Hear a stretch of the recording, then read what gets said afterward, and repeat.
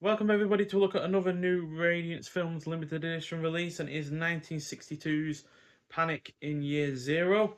So this is actually directed by actor Ray Milland. He directed 4 other films between 1955 and 1968. This was the 4th of those 5. And yes, it's a survival science fiction film, clocking in at 92 minutes long. It also stars Ray Milland, who I've seen in 16 other films, the likes of The Lost Weekend, Dial for Murder, and The Big Clock being my favourites from him. Also stars Gene Hagen, who was in the fantastic The Asphalt Jungle and The Big Knife. And finally, Frankie Avalon, who, not just a singer, but also an actor, he was in Dr. Goldfoot and the Bikini Machine alongside Vincent Price, as well as Voyage to the Bottom of the Sea and Casino as himself. So while on a fishing trip, Harry Baldwin and his family hear an explosion and realise that Los Angeles has been leveled by a nuclear attack. Looters and killers are everywhere. Escaping to the hills with his family, he sets about the business of surviving in a world where he knows the old ideals of humanity will be the first casualties. So, like I said, this is the 4th film that Ray Milland would direct and star in, and although this isn't perfect, it is definitely more than good enough for me to want to watch the other 4 that he also did. So yeah, the cast as a whole is really good. It is well paced. The escalation of violence is in conjunction with the slow collapse of societal norms is effectively done. It is engrossing throughout, though the budget is evidently quite low. I think it was around $225,000, which is obviously not a huge amount. The production is still convincing and enough, and it is well shot. The only real issues with this are that the score doesn't really fit the mood or atmosphere of the film. It's way too upbeat and jaunty, which it really shouldn't be for a nuclear attack film. And the ending could have been a little bit more satisfying. But on the whole, a really, really good film. And I also appreciate the fact that it pretty much virtually gets straight into its story.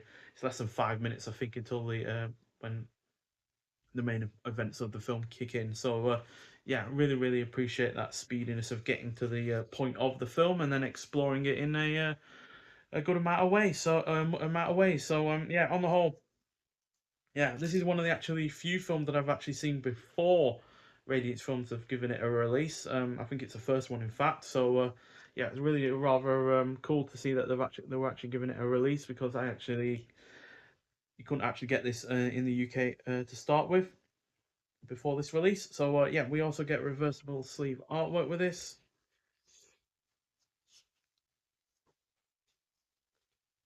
I actually prefer the one that I've already shown you. I like its more simplicity to it. Plus, its title looks better in that regard. We also get a booklet, which has a shot from the film with the title on top, and another shot from the film with some credits. So inside we get your cast and your crew.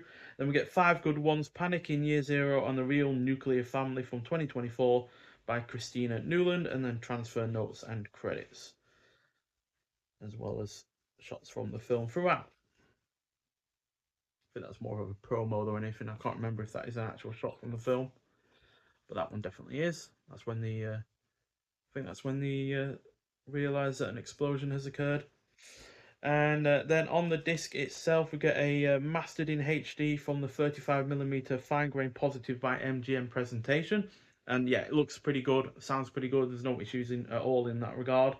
Then you get uncompressed mono PCM audio commentary by critic Richard Harland Smith, new interview with Kim Newman, Raymoland archival interview, Atomic Shock, an interview with filmmaker Joe Dante, trailer, and optional English subtitles for the deaf and hard of hearing. So yeah, overall a really rather good film. 4 out of 5 from me. I really rather enjoyed this one, and yeah, even though, like I said, I have a couple of issues with it, quite frankly, for such a low budget film, it does quite a lot. And yeah, thematically speaking and acting wise, it's all top notch. So yeah, highly recommend this if you haven't seen it already. I know a lot of people haven't, because it wasn't easily available until now, but now that it is, there's no excuse to not get around to watching it.